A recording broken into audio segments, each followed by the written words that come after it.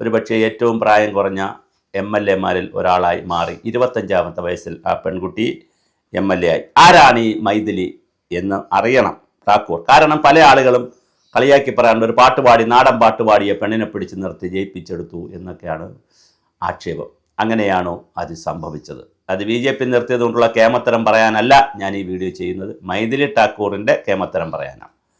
ബീഹാറിലെ ഒരു കുഗ്രാമത്തിൽ ദരിദ്ര കുടുംബത്തിൽ ജനിച്ച പെൺകുട്ടി മികച്ച ഒരു ഗായികയായി മാറി. ചെറുപ്പം മുതലേ അതിൽ ബോളിവുഡ് സിനിമകളിൽ പിന്നണി ഗാനം പാടാൻ ഓഫറുകൾ പലവട്ടം വന്നു. അപ്പോഴും ആ പെൺകുട്ടി പറഞ്ഞു, ഞാൻ എൻ്റെ രാജ്യത്തെ പാട്ടുകളും നാടോടി പാട്ടുകളും ഒക്കെ പാടിക്കൊണ്ട് എൻ്റെ രാജ്യത്തെ സേവിച്ചു കൊള്ളാം.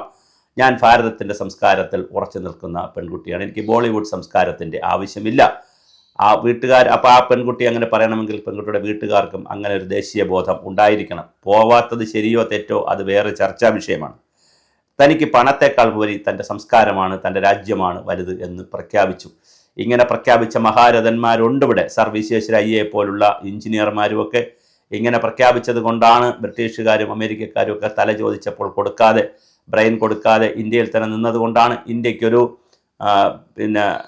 നമുക്ക് കാവേരി അണക്കെട്ടുണ്ടാവുന്നതും അതുപോലെ തന്നെ നമ്മുടെ മൈസൂർ വൃന്ദാവനമൊക്കെ ഉണ്ടാവുന്നത് അതുകൊണ്ടാണ്. ആ ദിവാനെ, മൈസൂർ ദിവാനെ സേവിക്കാനായി സർ വിശ്വേശ്വരയ്യ ഇന്ത്യയിൽ തന്നെ തുടർന്നത് കൊണ്ടാണ്. ആ ചെറുപ്പക്കാരൻ ഇപ്പോൾ പറയുമ്പോൾ മരിച്ചുപോയി, വലിയ ആളാണ്, പക്ഷെ അന്ന് ആ ചെറുപ്പക്കാരൻ നിന്നത് കൊണ്ടാണ്. നാടോടി പാട്ടുകളും ഹിന്ദുസ്ഥാനി ശാസ്ത്രീയ സംഗീതവും ഹാർമോണിയം, തബല എന്നിവയിൽ മുത്തച്ഛനും പിതാവുമൊക്കെ വലിയ പരിശീലനം കൊടുത്ത് അവർ രാഷ്ട്രീയമായി തന്നെ പല കാരണങ്ങളാൽ ബീഹാറിൽ നിൽക്കാൻ കഴിയാതെ ഡൽഹിയിലേക്ക് താമസം മാറി. ബാൽ ഭവൻ ഇൻ്റർനാഷണൽ സ്കൂളിൽ ആ കുട്ടി പഠിക്കുകയും, ഇപ്പോൾ കുട്ടിയെന്ന് പറയാൻ കഴിയില്ല, MLA ആണ്, പഠിക്കുകയും വിവിധ ദേശീയ സംസ്ഥാന തലത്തിലുള്ള അവാർഡുകൾ നേടുകയും ചെയ്തു.